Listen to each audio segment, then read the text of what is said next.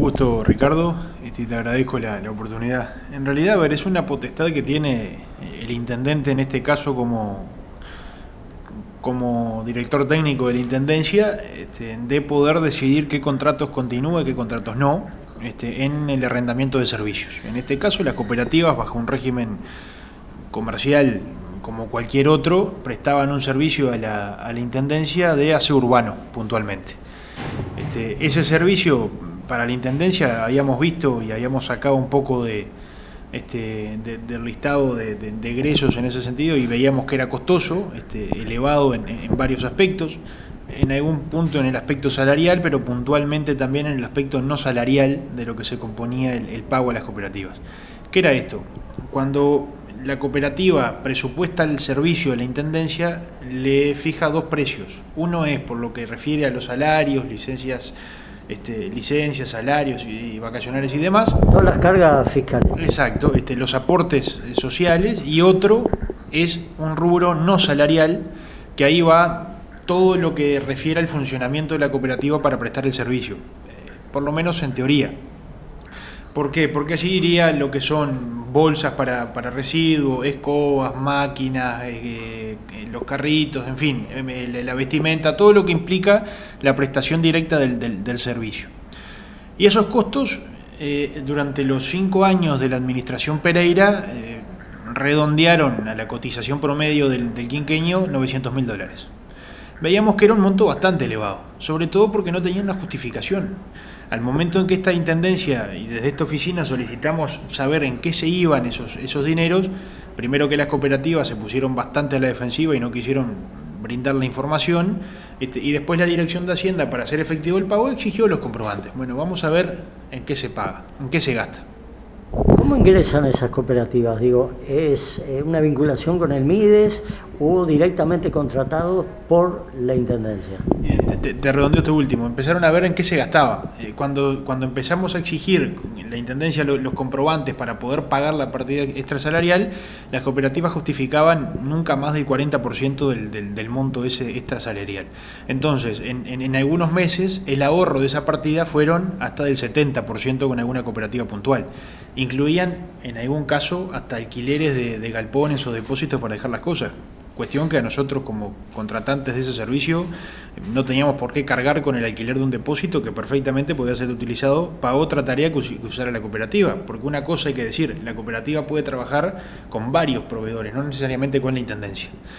Y aquí puntualmente a lo que tú me decías de la contratación, lo que vimos también es que las cooperativas se fundaban en un mes, por ejemplo, por un ejemplo, 1 de julio del 2014, y empezaban a trabajar a la Intendencia el 1 de agosto del 2014. ¿Verdad? Siempre era un mes o 2 meses de lapso entre que se fundaba la cooperativa y empezaba a prestar servicios. Es decir, se armaban para empezar a trabajar para la Intendencia. Y después ya estaba una cooperativa. Pero ahí no corría, lo mensual. Ese mes, mientras no se... No, está claro, empezaban a prestar servicios una vez estaba contratada.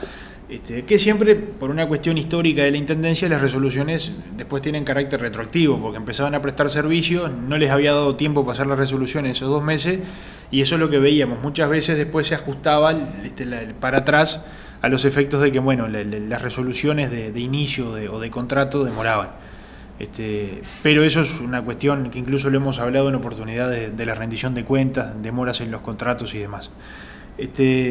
Y después una cuestión puntual es que también aquí está una de las cooperativas que nace por aquel viejo conflicto de ADESAR, la ONG de un compañero socialista, o que conducía un compañero socialista, mejor dicho, que cuando en el primer mandato de Artigas Barrios le contrató el servicio de aseo urbano, lo terciarizó, y esa ONG cobraba la plata de la Intendencia para después pagarle a las mujeres que trabajaban allí, y casualmente la ONG se olvidaba de pagarles, y hubo hasta una comisión investigadora en la Junta Departamental, una interpelación al intendente, y fue un tema bastante sensible. Bueno, una de estas cooperativas se funda directamente para subsanar el daño causado a las trabajadoras de la ONG ADESAR.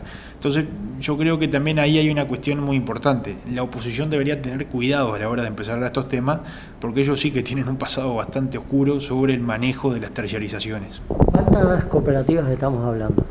En este momento estamos hablando de 8, 7 en el ácido urbano y una que presta servicios en la planta de la Z, en la planta de tratamiento de residuos. En total, ¿cuántas personas son? Eso cambia, la última planilla que tenemos, que es al momento de haber hecho el estudio, era que habían algunas cooperativas, por ejemplo, que tenían 15 personas, habían otras que ya tenían, que tenían 4, otras 7, es un número que oscila, depende también a veces si no cubren, por ejemplo, alguna vacante y demás, son números que van oscilando. En definitiva, ¿hay un monto que tendría que ser más o menos similar para todas las cooperativas o cobraban diferente? Digo, por cada funcionario, ¿cuánto era lo que tenía que desembolsar la Intendencia? Bueno, en realidad ahí ya sería empezar a hilar fino con cada caso, pero lo que sí vimos como rasgo general para comentarte es que había ocasiones en que una cooperativa con 4 funcionarios salía más cara que la cooperativa que tiene 15. En comparación, ¿no? Entonces, en los gastos salariales y sobre todo en los no salariales, que esos son los que nos preocupan porque no tenían, ya te digo, un destino fijo, no se sabía que iban. ¿Realizando tareas similares, se puede decir? Sí, eran todos para el ácido urbano y salvo la cooperativa que está en la planta, que obviamente tiene tareas distintas, pero además las restantes en lo que hablamos en líneas generales, que sí, a ver, tenían todas la misma tarea y eran todas gastos distintos, sobre todo teniendo una consideración. Por ejemplo, una de las cooperativas de Chuy, el municipio, además de pagar, la Intendencia, además de pagarle los costos no salariales que eran para cubrir todo este tipo de tareas, el municipio le daba los materiales para trabajar, papel higiénico, productos de limpieza, balde, escoba. Entonces, ¿qué hacían? ¿Qué pasaba con ese dinero que la Intendencia mensualmente pagaba para cubrir esas cosas? Según el comunicado que dicen las cooperativas, estaban al día y siempre rindieron cuentas. Bueno, ahí hay una cuestión. El MIDES, que tiene la superintendencia sobre las cooperativas, es decir, tiene un control sobre ellas, anualmente hace auditorías. Por el tema de la pandemia se habían demorado un poco, pero se terminaron haciendo. Esas auditorías lo que permiten es otorgarles a la cooperativa el permiso para que puedan trabajar y puedan contratar con organismos del Estado o instituciones privadas. Estas cooperativas, de las que están trabajando con la Intendencia de Rocha hasta el 31 de enero, del total de las cooperativas, solo 3 tienen el permiso provisorio al día, por decirlo de una manera. Las otras, o porque no se presentaron a la auditoría para presentar datos, o porque tenían algunas cuestiones que arreglar y el MIDES entendió que no emitía el certificado hasta tanto no reglamentaran. Entonces, ¿que algunas lo tienen el certificado? Sí. ¿Que todas lo tienen? No. Y eso es una cuestión muy importante, porque eso marca que hay cuestiones a revisar.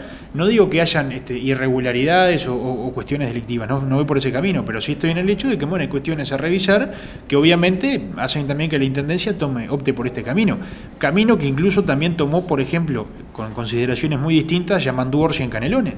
Yamandu Orsi en Canelones tenía terciarizado el servicio de recolección de residuos, no aseo urbano como en este caso, sino propiamente recolección de residuos, y decidió que a 300 cooperativistas los dejaba fuera, porque eran muy caros y porque les generaba un gasto muy importante a la Intendencia de Canelones.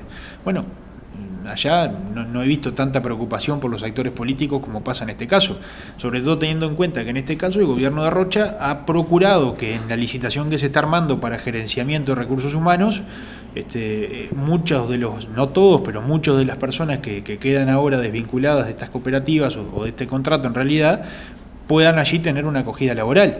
Bueno, eso es un rasgo que es muy, muy importante, es decir, la Intendencia no es que tampoco los deja tirados al azar, se está preocupando por tener la mayor inclusión de las personas que quedan desafectadas en este caso. ¿Los contratos qué validez tienen? ¿Se hacían año a año por el periodo? ¿Cómo vence ahora?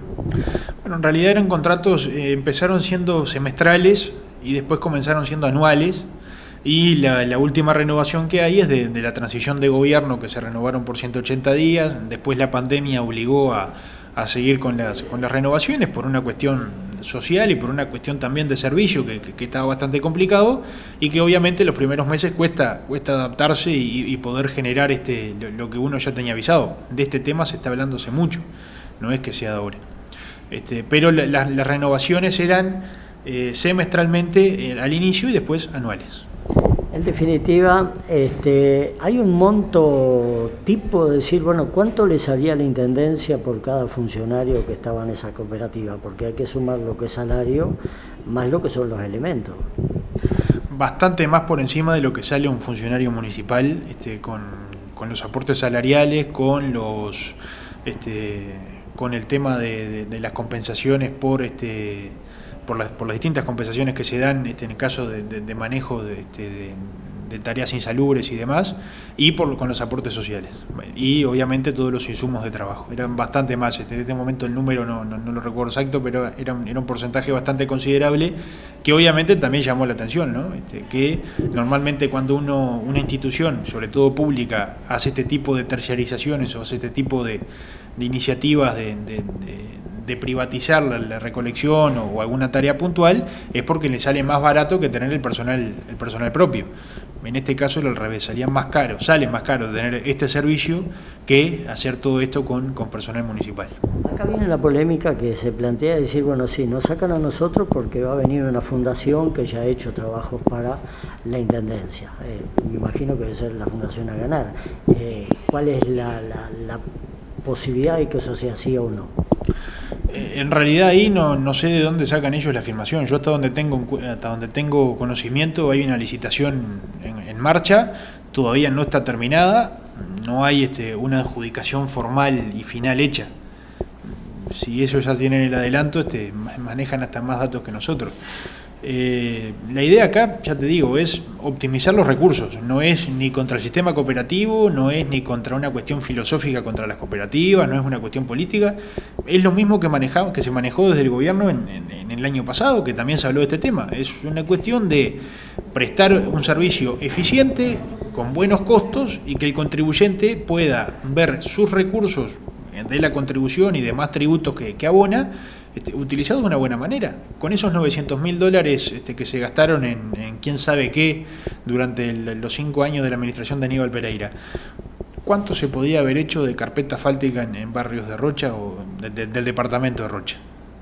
Entonces eso es lo que tenemos que ver. Si la Intendencia empieza a funcionar como una máquina de generar trabajo, propiamente, si bien lo que tiene que hacer es abrir la puerta para que el trabajo llegue, que se fue incluso la plataforma por la que trabajamos en la campaña electoral, o nos dedicamos a prestar buenos servicios para generar la infraestructura adecuada en el departamento. Yo creo que vamos por esta otra opción. Es una cuestión de números, te vuelvo a repetir, en el mismo ejemplo de lo que hablaba Yamandú Orsi en Canelones, que tomó una decisión bastante mayor a la nuestra, pero en la misma línea. Estamos en la oficina de Asuntos Internos y viene algo que, bueno, desde nuestra fuente nos dicen, bueno, acá hay un problema en el cual se ha destruido documentación contable de la Intendencia de periodos anteriores, que me imagino está por fuera de lo que puede ser la normativa, que bueno, tiene muchos roles, pero en definitiva, ¿hay algún trámite en el cual se está investigando de que haya destrucción de documentación que tal vez no tendría que haber sido destruida? Sabemos que hay un tema al respecto, que hay un par de sumarios en marcha en ese sentido.